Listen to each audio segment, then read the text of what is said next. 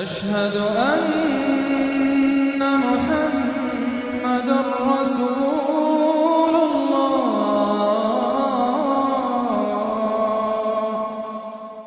اب یہ تو تھا منفی نفاق، مثبت ہے ایمان۔ ایمان کے سلسلے میں جو باتیں سورہ حدید میں آئی تھیں، اب یہ پوری سورت، وہاں جو آیا تھا قتال اور جہاد اور حدید، یہ ساری چیزیں آئی تھیں نا، انزلنا الحدید اور انبیاء کی بعثت کا مقصد، وہ سارا مضمون سورہ صف میں آ چکا ہے۔ اس کے لیے کیسے انسان آئیں گے وہ سورہ جمعہ میں آ چکا ہے۔ سورہ حدید میں بھی آیا تھا، هو الذی ينزل علی عبدہ آیات بینات لیخرجکم من الظلمات الی النور، وہی ہے اللہ جو نازل کر رہا ہے اپنے بندے پر آیات بینات تاکہ وہ نکالے تمہیں اندھیروں سے روشنی کی طرف۔ لیکن سورہ تغابن میں ایمانی مباحث اور جامع ترین صورت ہے۔ میں حیران ہوں، میں چاہتا تھا کہ ایک ایک گھنٹے میں تین تین صورتیں ہوں، دو دو بھی نہیں ہو پا رہی ہیں۔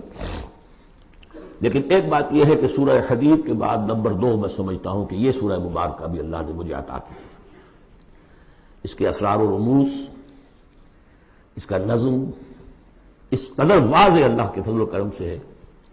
آپ بھی نوٹ کر لیجیے، اس میں صرف اشارات ہو سکتے ہیں۔ 2 رکوع ہیں، 10 آیتیں اور 8 آیتیں۔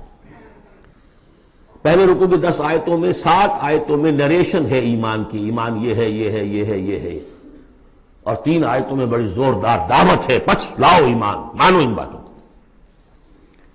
دوسرے رکوع کی 8 آیتوں میں سے پہلے 3 میں ایمان کے ثمرات بیان ہوئے، پہلے 5 میں ایمان حقیقی اگر ہے تو اس کا یہ ثمرہ ہے، یہ ثمرہ ہے، یہ ثمرہ ہے۔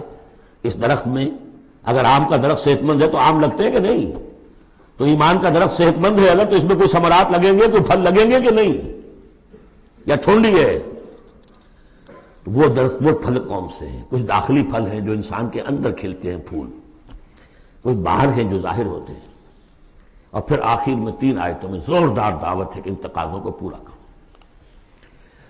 بسم اللہ الرحمن الرحیم، یسبح للہ ما فی السماوات و ما فی الارض۔ یہ تیسری مرتبہ یسبح آ گیا، ایک مرتبہ سورہ جمعہ میں، ایک مرتبہ سورہ حشر میں آ چکا تھا، یسبح لہ ما فی السماوات والارض،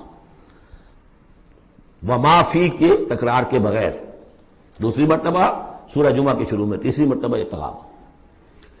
لہ الملک و لہ الحمد، اب یہ ساری چیزیں آ چکی ہیں سورہ حدید کے اندر۔ بادشاہی بھی اسی کی ہے، حمد بھی اسی کے لیے، وہو علی کل شیء قدیر، وہ ہر چیز پر قادر ہے۔ هو الذی خلقکم، اسی نے تمہیں بنایا ہے نا، فمنکم کافر ومنکم مومن۔ تو کتنی عجیب بات ہے کہ تم میں سے کوئی مومن ہے کوئی کافر ہے، بنانے والا تو سب کا ایک ہے۔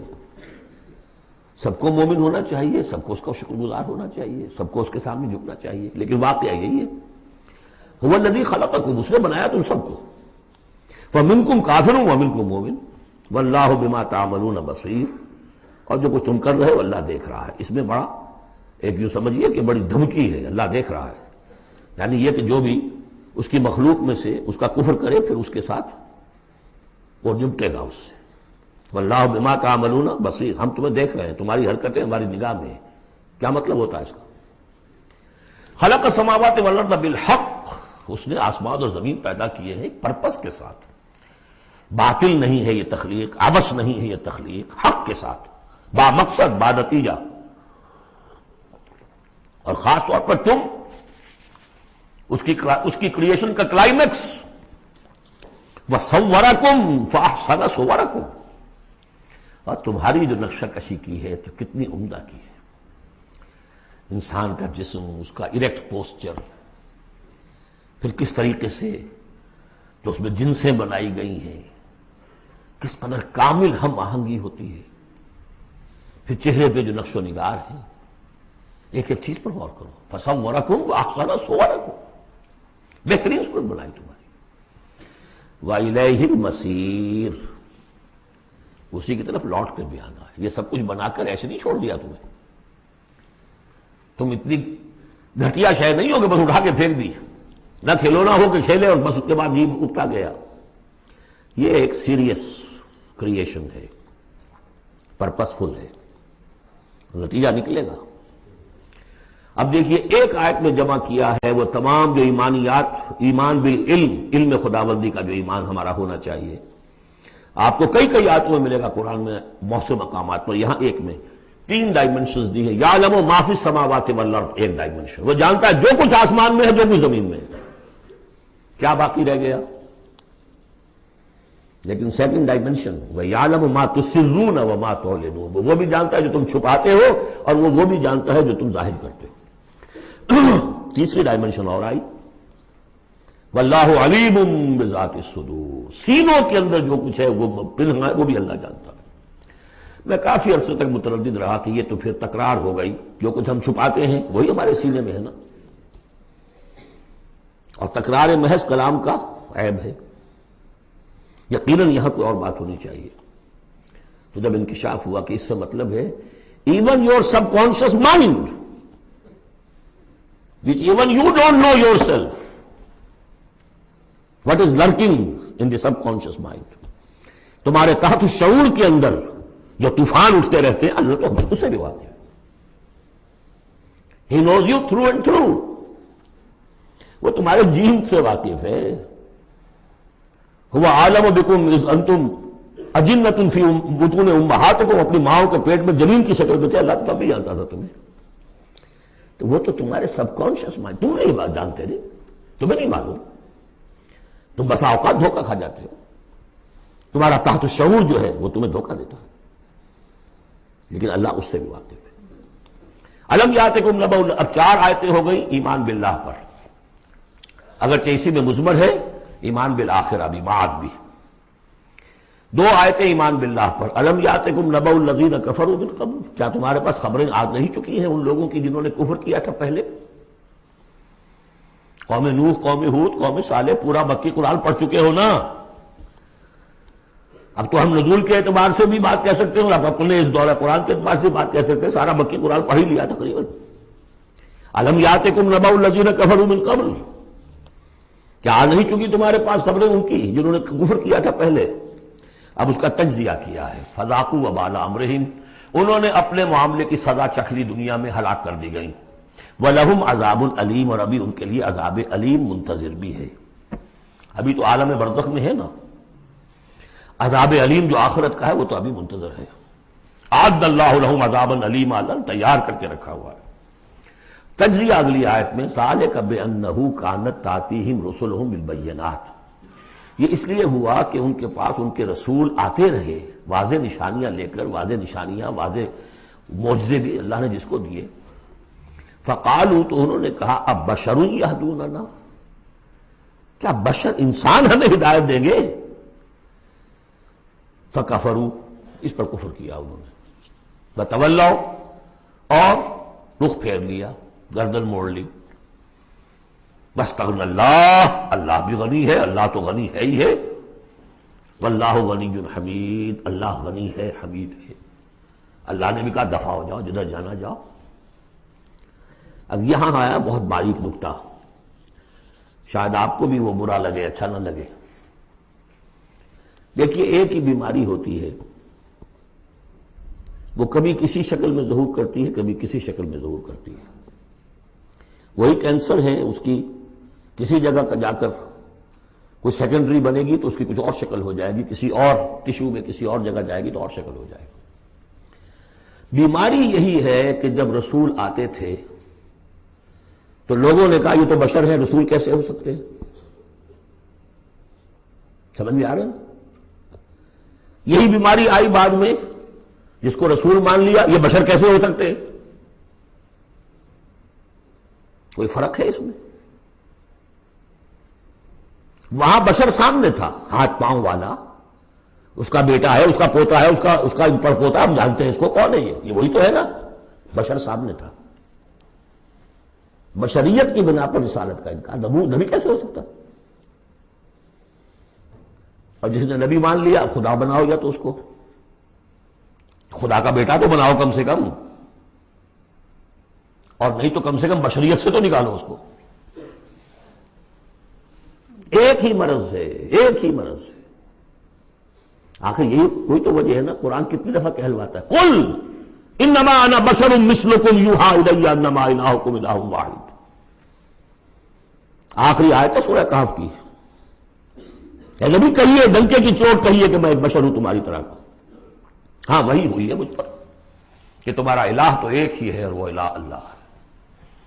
فمن کان یرجو لقاء ربہ فلیعمل عملا صالحا ولا یشرک بعبادۃ ربہ احدا۔ البتہ ایک دوسری انتہا بھی ہمارے ہاں ہے، کچھ لوگوں نے اس نقطے کو ایمفیسائز کرنے کے لیے، جیسے ہم بھی کبھی کسی بات پر زور دینے میں کبھی کوئی لفظ ذرا مناسب سے ہٹ کر غیر مناسب لفظ ہم استعمال کر بیٹھتے ہیں۔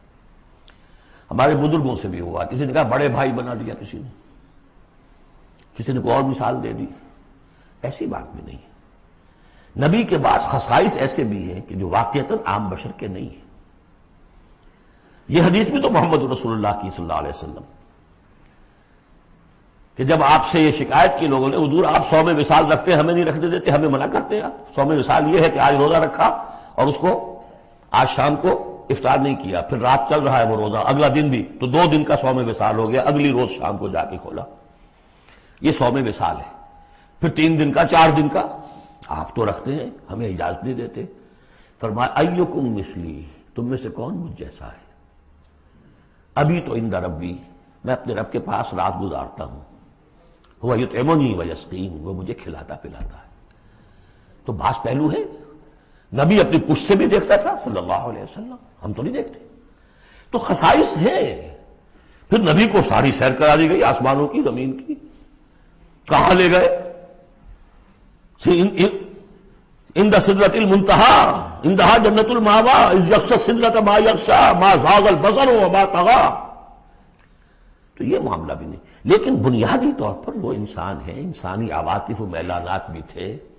چوٹ لگتی تھی تو درد ہوتا تھا، زخم کا وار لگا ہے تو اس پہ سے خون کا فوارہ چھوٹا ہی چھوٹا ہے، بچہ فوت ہو رہا ہے تو آنکھوں میں آنسو آئے ہی آئے ہیں، کبھی بددعا بھی نکل گئی ہے۔ کیف یہدی اللہ قوما خضبوا وجہ نبیہم بالدم، سب پڑھ چکے ہیں ہم یہ پورا قرآن مجید میں۔ لیکن یہ ہے کہ رسالت کا انکار بربنائے بشریت اور بشریت کا انکار بربنائے رسالت، یہ دونوں چیزیں غلط ہیں، اور یہ ہم وزن ہے۔ ذالک بأنہ کانت تأتیہم رسلہم بالبینات فقالوا بشر یہدوننا فکفروا وتولوا واستغنی اللہ واللہ غنی حکیم۔ اب ایک آیت میں آ رہی ہے ایمان بالآخرہ، زعم الذین کفروا، ذرا اس کے زور کا اندازہ کیجئے گا، میں اپنا سا زور لگاتا ہوں، اپنی آواز کے ذریعے سے اس ایمفیسس کو واضح کرتا ہوں۔ زعم الذین کفروا ان لن یبعثوا، زوم ہو گیا ہے انہیں، غلط خیال ہو گیا ہے کہ وہ اٹھائے نہیں جائیں گے۔ قل، اب ذرا نوٹ کیجئے، بلا وربی لتبعثن ثم لتنبؤن بما عملتم، کہہ دو اے نبی کیوں نہیں، اور مجھے میرے رب کی قسم ہے۔ کون کھا رہا ہے قسم؟ محمد رسول اللہ صلی اللہ علیہ وسلم۔ لتبعثن، تم لازماً اٹھائے جاؤ گے، ثم لتنبؤن بما عملتم۔ یہ اس پر جو خطبہ تھا حضور کا، پہلا خطبہ جو آپ نے دیا ہے بنو ہاشم کو دعوت میں، وہ میرے کتابچے میں موجود ہے، دعوت اللہ اردو میں اور کال ٹو اللہ انگریزی میں، اس کا متن موجود ہے، وہ ہے کہ اس کی شرح ہے۔ واللہ لتموتن کما تنامون ثم لتبعثن کما تستيقظون ثم لتجزون بالاحسان واحسانا، واللہ لتموتن کما تنامون، خدا کی قسم تم سب مر جاؤ گے جیسے روزانہ رات کو سو جاتے ہو، ثم لتبعثن کما تعملون ثم لتبعثن کما تستيقظون، جیسے روزانہ صبح کو بیدار ہو جاتے ہو ایسے اٹھا لیے جاؤ گے قیامت کے دن۔ ثم لتحسبن بما تعملون، پھر تمہارا حساب کتاب لیا جائے گا جو تم نے عمل کیا ہے۔ ثم لتجزون بالاحسان احسانا وبالسوء سوءا، پھر بدلہ ملے گا بھلائی کا بدلہ، برائی کا بدلہ۔ وانھا لجنۃ ابدا او لنار ابدا۔ قل بلا وربی لتبعثن ثم لتنبؤن بما عملتم وذلک علی اللہ یسیر، اور یہ اللہ پر بہت آسان ہے۔ 7 آیتیں پوری ہو گئیں، 4 ذات و صفات، 2 رسالت، 1 آخرت۔ اب سنیے، فآمنوا باللہ، یہ فا بہت اہم ہے یہاں پر، بس ایمان لاؤ اللہ پر اور اس کے رسول پر، والنور الذی انزلنا، اس نور پر جو ہم نے نازل فرمایا، واللہ بما تعملون خبیر، جو کچھ تم کر رہے ہو اللہ اس سے باخبر ہے۔ اب یہاں دیکھیے ریورس ہو جائے گا آرڈر، ریشو پروپورشن۔ اب یہاں ایک آیت میں اللہ اور اس کے رسول کا ذکر آ گیا، اور اس میں بھی واللہ بما تعملون خبیر کے اندر آخرت کا ذکر ہے، اللہ باخبر ہے، تو اللہ کے پاس یہ ساری خبریں اس نے رکھی ہوئی ہیں، کوئی ریسرچ، وہ تھیسس لکھنا ہے اس کو، تمہیں سزا دینے کے لیے. لیکن اب دو آیتیں آ رہی ہیں شاندار آخرت کے لیے. یوم یجمعکم لیوم الجمع ذالک یوم التغابن، جس دن کے وہ جمع کرے گا تمہیں اس جمع ہونے والے دن، وہ ہے ہار اور جیت کے فیصلے کا دن. جو اس وقت جیتا وہ جیت گیا، جو اس وقت ہارا وہ ہار گیا. یہ دنیا کی ہار اور جیت کیا ہے؟ کچھ بھی نہیں. ایک ڈرامے کے اندر کوئی جیت گیا کوئی ہار گیا، نہ وہ جیت ہے اور نہ یہ ہار ہے. اصل جیتا وہ جو وہاں جیتا، اصل ہارا وہ جو وہاں ہارا. ذالک یوم التغابن، وہ ہے ہار اور جیت کے فیصلے کا دن. ومن یؤمن باللہ، جیت کس کی ہوگی؟ جو ایمان لائے اللہ پر، ویعمل صالحا، اور عمل کرے اچھے. اس کی تفصیل کچھ آگے آ جائے گی کیا کیا عمل کرنے ہیں. یکفر عنہ سیئاتہ، اللہ تعالیٰ اس سے اس کی برائیوں کو دور کر دے گا. ویدخلہ جنات تجری من تحتہا الانہار، اور ان باغات میں داخل کرے گا جن کے دامن میں ندیاں بہتی ہوں گی. خالدین فیہا ابدا، وہ رہیں گے اس میں ہمیشہ ہمیش. ذالک الفوز العظیم، یہ ہے بڑی کامیابی. والذین کفروا وکذبوا بآیاتنا اولئک اصحاب النار خالدین فیہا، اور جو لوگ انکار کریں گے اور تکذیب کریں گے ہماری آیات کی، وہ ہوں گے جہنمی اور رہیں گے اس میں ہمیشہ ہمیش. وبئس المصیر، اور یہ برا ٹھکانہ ہے. 10 آیات میں ایمانیات ثلاثہ کی بہترین جامع ترین تعبیر، تجزیہ، اور ایک زوردار دعوت ایمان. فآمنوا باللہ ورسولہ.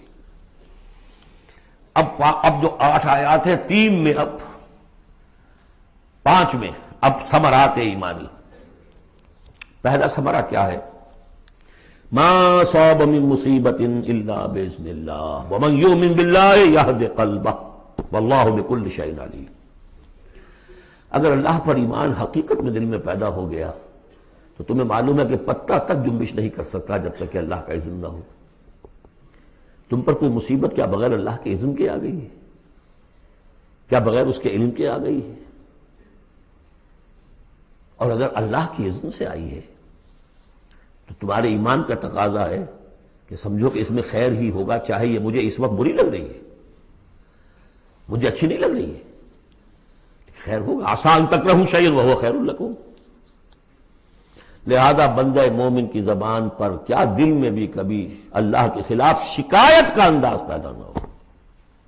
یہد قلبہ، تسلیم و رضا، جو اللہ کی طرف سے آئے. ہم بھی تسلیم کی خو ڈالیں گے، بے نیازی تیری عادت ہی صحیح. نہ شبد نصیب دشمن کے شبد ہلاک تیرت، سر دوستاں سلامت کے تو خنجر آزمائی.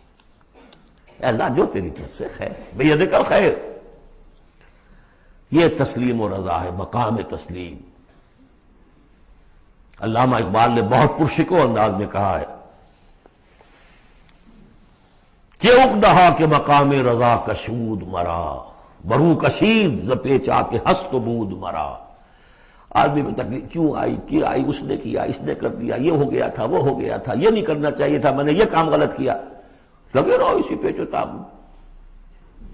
بندہ مومن کہتا ہے جو آیا میرے رب کے حکم سے آیا. کوئی بھی ذریعہ بن گیا ہو وہ ٹھیک ہے، اس کے بدلہ لیں وہ ٹھیک ہے، وہ قانون کا معاملہ ہے.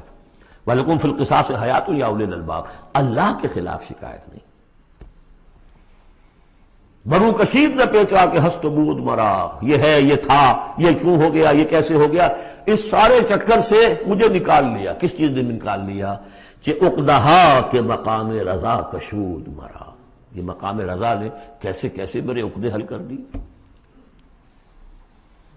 اب میں تفصیل میں جا نہیں سکتا، اس پر میرے بڑے بڑے کیسز موجود. یہ بتانا میں بھول گیا ہوں آپ کو کہ وہ جو منتخب نصاب جس کا میں تذکرہ کرتا آیا ہوں، یہ ساری صورتیں ان میں داخل ہیں.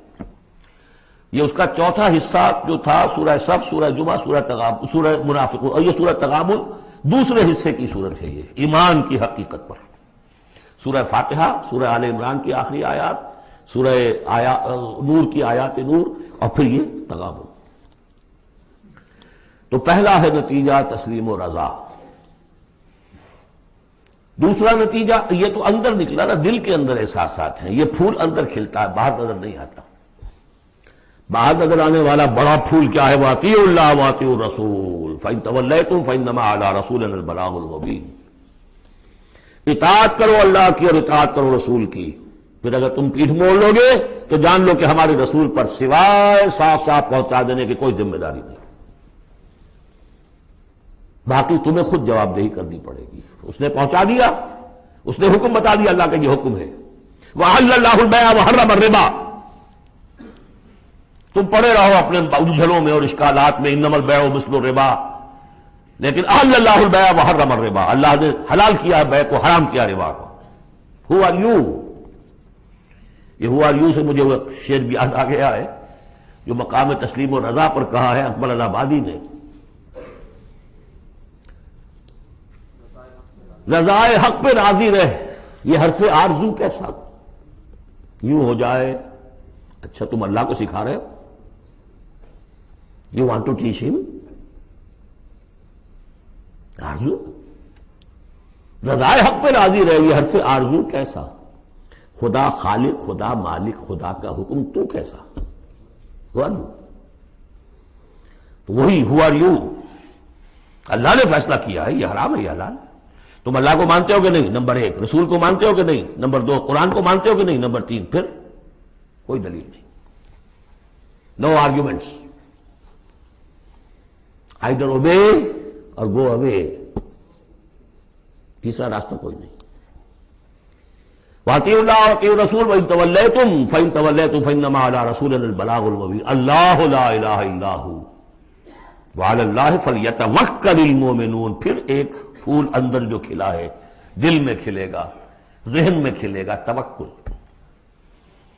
اللہ ہی وہ ہے کہ جس کے سوا کوئی الہ نہیں، اس کی مرضی کے بغیر کوئی چیز جنبش نہیں کر سکتی، تمہارے کیے کیا ہو جائے گا، کچھ نہیں ہوگا، تمہارا کام ہے اپنی سی محنت کر کے نتیجہ اللہ پر۔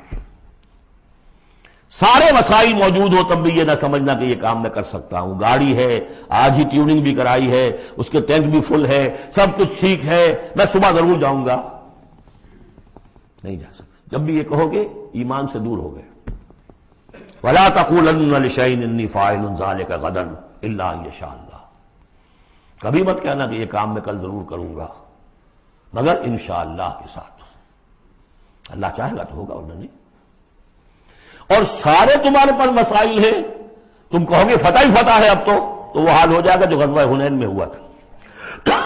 اذ اعجبتکم کثرتکم، 12,000 کی تعداد،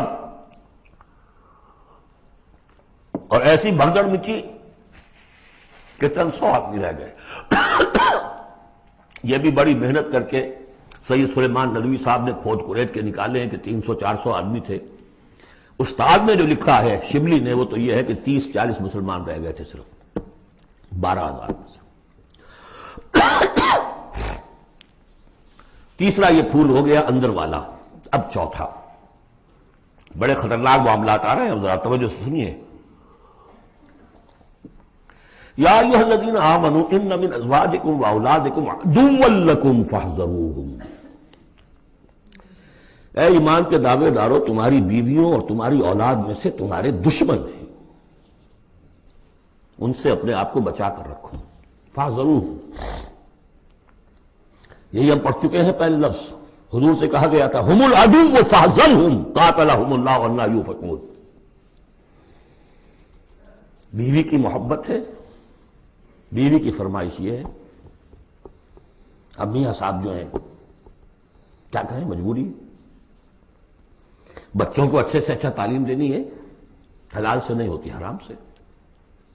گھر بار چھوڑو، ملک چھوڑو، جاؤ باہر، بوڑھے ماں باپ مر رہے، پانی دینے والا کوئی نہیں، اور ڈالر اور پیٹرول ڈالر کمانے کے لیے بیٹے گئے ہوئے باہر،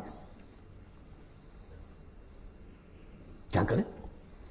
مکان بنانا ہے، یہ کرنا تھا، وہ شروع کی تھی، کوٹھی شروع کی تھی، وہ ابھی تک مکمل نہیں ہوئی ہے، وغیرہ وغیرہ۔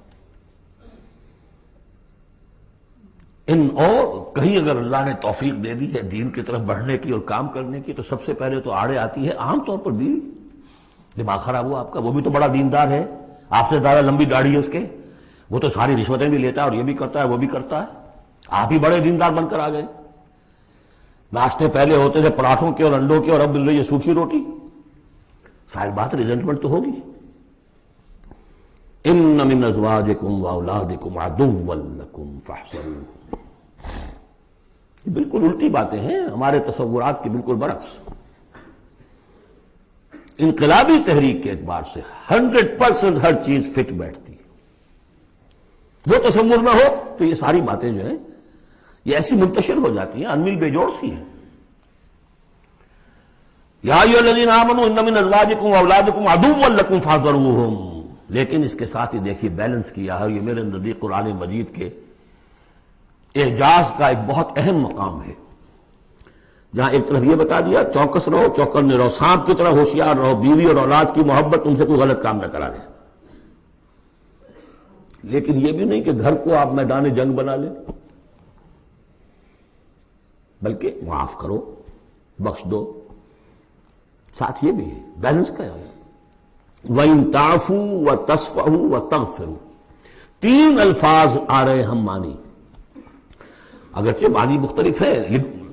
عفو کہتے ہیں کسی کو ڈھیل دینا، داڑھی کے لیے بھی آیا ہے حدیث میں اعفوا اللحیٰ، داڑھیاں چھوڑو، داڑھیوں کو بڑھاؤ۔ عفو کے معنی ایک تو پکڑ لیا فوراً چھوڑو، ڈھیل دو۔ تصفحوا، کبھی کبھی ایسا بھی ہو کہ کوئی غلطی ان کی دیکھی اور ذرا دیکھی اندیکھی کر دی، چہرہ اپنا پھیر لیا، اسے پتہ ہی نہ چلے کہ دیکھا ہے، ابا جان نے دیکھا ہے یا شوہر نے دیکھا ہے، کیونکہ ہر بات کو پکڑیں گے اگر آپ تو ضد بھی پیدا ہو جائے گی، کسی وقت جو ہے ایک نیگیٹو سائیکالوجی ڈیولپ ہو جائے گی۔